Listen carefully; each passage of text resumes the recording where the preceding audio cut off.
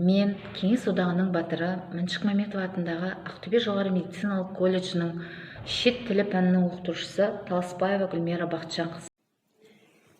Good morning, dear students. So today's topic is numerals. So there is a plan for our presentation. First is linguistic definition of numerals. Second is categories in numerals. And the last one is stop and check. This is a task on the presentation. So numerals, they are number names, are specific words to represent numbers. So also we use numbers, numerals in mathematics, computer science, and while speaking, of course. So there are 6 types of numerals. First of them are cardinal numerals. They are used to describe quantity, just numbers which we use to count. 1, 2, 3, 10, 11, and etc. Ordinal numerals, they describe position in a sequential order. First, second, third, and sometimes the words last and next can be also an ordinal numeral. So partitive numerals, they describe division into fractions. So half, third, quarter. Multiplicative numerals describe repetition. Once, twice, thrice. Collective numerals, we use them to describe groups. They are single, double, and so on. And distributive numerals, they describe divisions and we use them to assign into portions. So in pairs, by the dozen.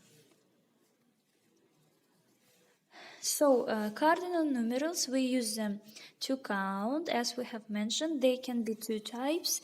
These are simple if they consist of only one word, for example, 11, yes? And they can be composite cardinal numerals if they consist of more than one word. For example, 23, yes? Or 95. There are 2 numbers, and that's why they are called composite numerals. So there is an information that we can use the word billion for 1,000 million and million. There is a special word for using this kind of big number. So ordinal numerals, they represent the rank of a number in order to put them into order or position. Yes, first, second, third. And they refer to importance, size, chronology, and ordinal numerals are adjectives. So everyone knows that we use ordinal numerals to tell the date. For example, July 4th or the 4th of July.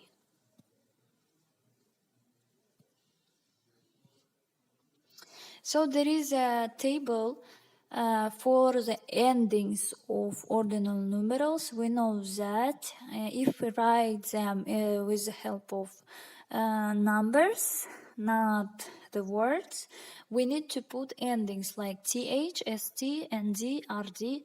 So if there is the word first, we need to put first, we write 1 and st as an ending. If there is 2, second, we write 2 and nd. If there is a word third, we write 3 and rd. And other numerals, other numbers are written with the help of th. And there is a word which is zeros, but we don't use it in our speech. We don't need it in linguistics. It is used in mathematics and computer science.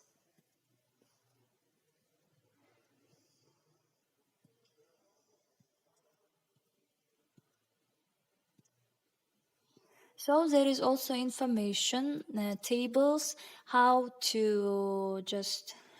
can we use ordinal numerals and how to form them. So partitive numerals. We use ordinal numbers as a partitive numeral too. So ordinal numerals are used as an ordinal one and partitive one. So for example, the word fifths, it can have two meanings. The number between 4 fourths and 6, yes? And also it can be the fraction created by dividing the unit into 5 pieces, yes? So 1/7, 2/7, for example. And we cannot use the word second as a partitive numeral because there is a special word, half. And we also use partitive numerals to tell the time.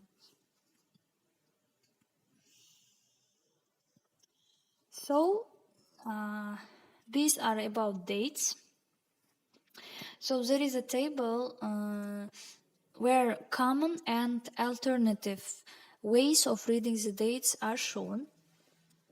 So first is 1 BC, this means 1 before Christ or 1 before the Common Era.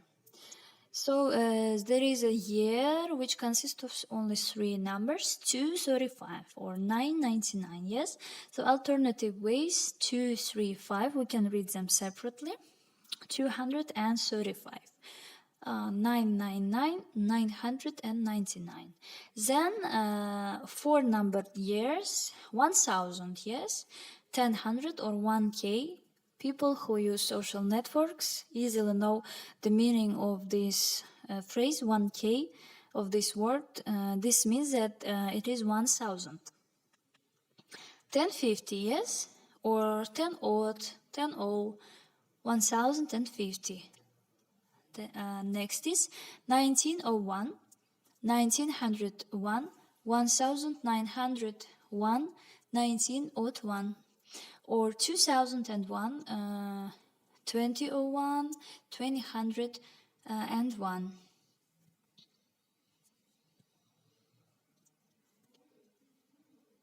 So negative numbers, we use them in mathematics mostly.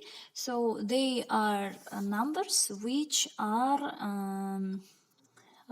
before 0, yes, which are placed before 0. We call them negative numbers or with the help of minus. So minus 5.2 or negative 5.2 instead of minus. But if we are going to talk about the temperature, we use the word below 0. For example, 5 below 0.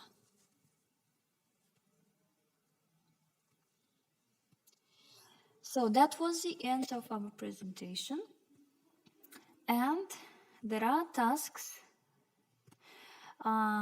where we have to read the numeral correctly and name its type. For example, February the 9th, 1997. So 9th is ordinal numeral here, 1997.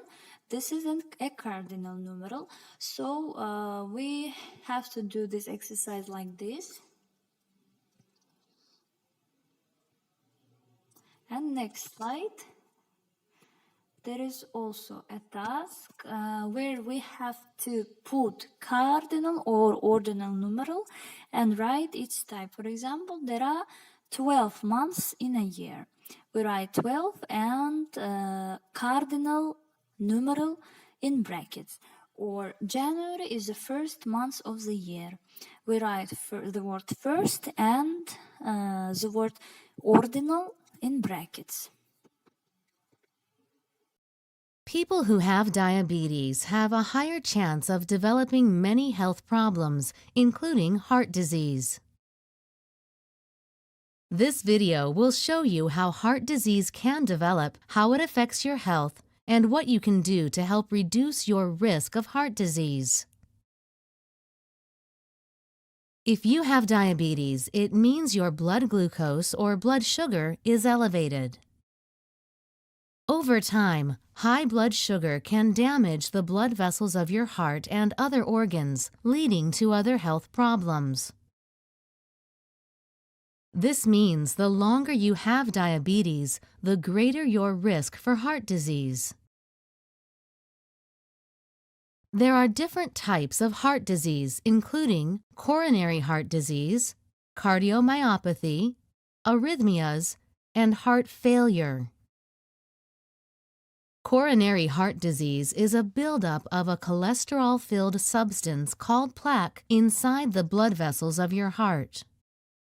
The buildup of plaque in coronary heart disease can increase your risk of having a heart attack. Cardiomyopathy refers to diseases of your heart muscle. Cardiomyopathy may lead to abnormal heartbeats called arrhythmias. Cardiomyopathy may also lead to heart failure. This means your weakened heart can't pump enough blood to meet your body's needs. Having both diabetes and heart disease can affect you in many ways. You will have a higher risk for other serious health problems, such as a heart attack, stroke, and even death. It may be harder for you to go about your daily activities.